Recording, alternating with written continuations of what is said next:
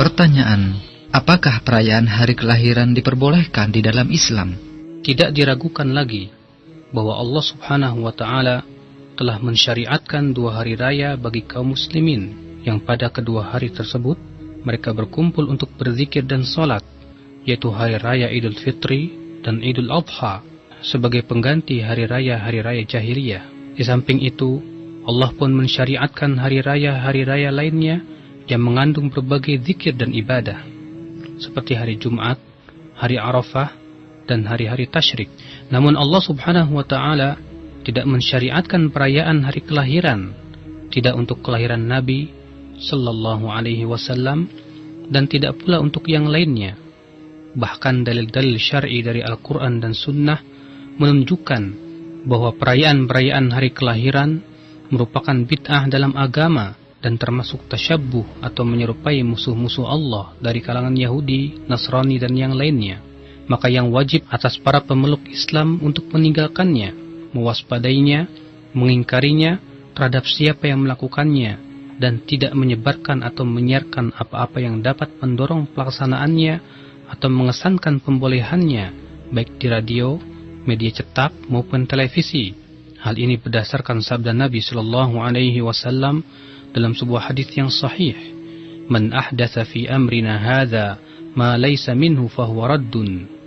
Barang siapa yang membuat sesuatu yang baru dalam urusan kami yang tidak terdapat tuntunan padanya, maka ia tertolak. Juga Rasulullah SAW bersabda, "Man amila amalan laysa alaihi amruna fahuwa raddun." Barang siapa yang melakukan sesuatu amal yang tidak kami perintahkan, maka ia tertolak. Dikeluarkan oleh Muslim dalam kitab sahihnya dan dikeluarkan oleh Bukhari secara mu'allaq, namun ia menguatkannya. Kemudian disebutkan dalam Sahih Muslim dari Jabir radhiyallahu anhu dari Nabi sallallahu alaihi wasallam bahwa dalam khutbah Jumat beliau bersabda, "Amma ba'd, fa inna khairal hadithi kitabullah wa khairal hadi Muhammadin sallallahu alaihi wasallam wa syarral umuri muhdatsatuha wa kullu bid'atin dhalalah." Amma ba'du, sesungguhnya sebaik-baik perkataan adalah kitabullah, sebaik-baik tuntunan adalah tuntunan Muhammad sallallahu alaihi wasallam, seburuk-buruk perkara adalah hal-hal yang baru yang diada-adakan, dan setiap hal baru adalah sesat. Dan masih banyak lagi hadis-hadis lainnya yang semakna. Disebutkan dalam Musnad Ahmad dengan isnad yang jayyid dari Ibnu Umar radhiyallahu anhu bahwa Nabi sallallahu alaihi wasallam bersabda, "Man tashabbaha biqaumin fahuwa minhum." Barang siapa yang menyerupai suatu kaum, berarti ia dari golongan mereka.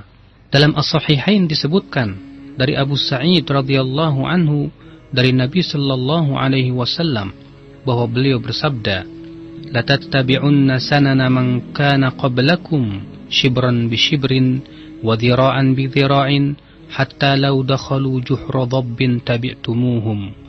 Qulna ya Rasulullah, al-yahud wan nasara? Qala faman? Kalian pasti akan mengikuti kebiasaan-kebiasaan orang-orang sebelum kalian, sejengkal demi sejengkal dan sehasta demi sehasta. Bahkan seandainya mereka masuk ke dalam sarang dhab pun, kalian akan mengikuti mereka. Kami bertanya, "Wahai Rasulullah, itukah Yahudi dan Nasrani?" Maka Rasulullah bersabda, "Siapa lagi?" Masih banyak lagi hadis-hadis lainnya yang semakna dengan ini. Semuanya menunjukkan kewajiban untuk waspada agar tidak menyerupai musuh-musuh Allah dalam perayaan-perayaan mereka dan lainnya.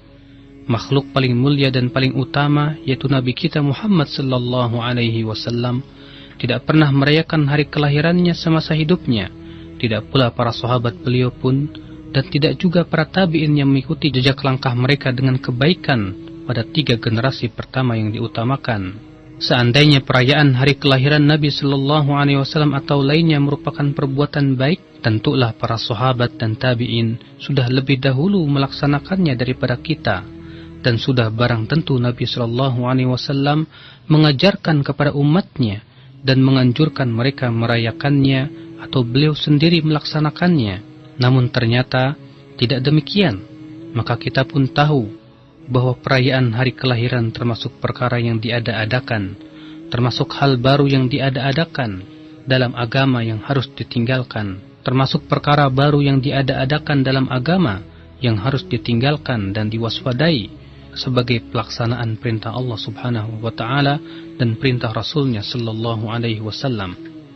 Sebagian ulama menyebutkan bahwa yang pertama kali mengadakan perayaan hari kelahiran ini adalah golongan Syiah Fatimiyah pada abad yang keempat. Kemudian diikuti oleh sebagian orang yang berafiliasi kepada sunnah karena tidak tahu dan karena meniru mereka atau meniru kaum Yahudi dan Nasrani. Kemudian bid'ah ini menyebar ke masyarakat lainnya.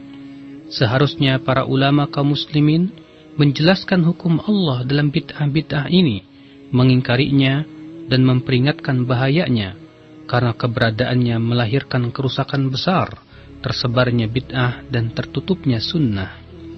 Di samping itu, terkandung penyerupaan terhadap orang-orang kafir dari kalangan orang-orang Yahudi dan Nasrani dan orang-orang kafir lainnya yang terbiasa menyelenggarakan perayaan-perayaan semacam itu. Para ahli dahulu dan kini telah menulis dan menjelaskan hukum Allah mengenai bid'ah ini. Semoga Allah membalas mereka dengan kebaikan dan menjadikan kita semua termasuk orang yang mengikuti mereka dengan kebaikan. Pada kesempatan yang singkat ini, kami bermaksud mengingatkan kepada para pembaca agar mereka benar-benar mengetahui dan mengenai masalah ini. Telah diterbitkan tulisan yang panjang dan diedarkan melalui media cetak, media lokal dan yang lainnya. Tidak diragukan lagi bahwa wajib atas para pejabat pemerintah kita dan Kementerian Penerangan secara khusus serta para penguasa di negeri-negeri Islam untuk mencegah penyebaran bid'ah-bid'ah ini dan propagandanya atau penyebaran sesuatu yang mengesankan pembolehannya. Semua ini sebagai pelaksanaan perintah loyal terhadap Allah dan para hamba-Nya dan sebagai pelaksanaan perintah yang diwajibkan oleh Allah, yaitu mengingkari kemungkaran serta turut dalam memperbaiki kondisi kaum muslimin dan membersihkannya dari hal-hal yang menyelisihi syariat yang suci. Hanya Allah lah tempat meminta dengan nama-namanya yang baik dan sifat-sifatnya yang luhur. Semoga Allah memperbaiki kondisi kaum muslimin dan menunjuki mereka agar berpegang teguh dengan kitabnya dan sunnah nabinya sallallahu alaihi wasallam, serta waspada dari segala sesuatu yang menyelisihi keduanya. Dan semoga Allah memperbaiki para pemimpin mereka dan menunjuki mereka agar menerapkan syariat Allah pada hamba-hambanya serta memerangi segala sesuatu yang menyelisihinya. Sesungguhnya Allah Maha Kuasa atas hal itu.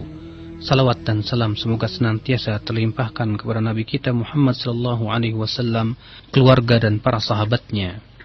Dari Majmu' Fatawa wa Maqalat Mutanawwi'ah, juz 4 halaman 81, karya Syekh bin Baz.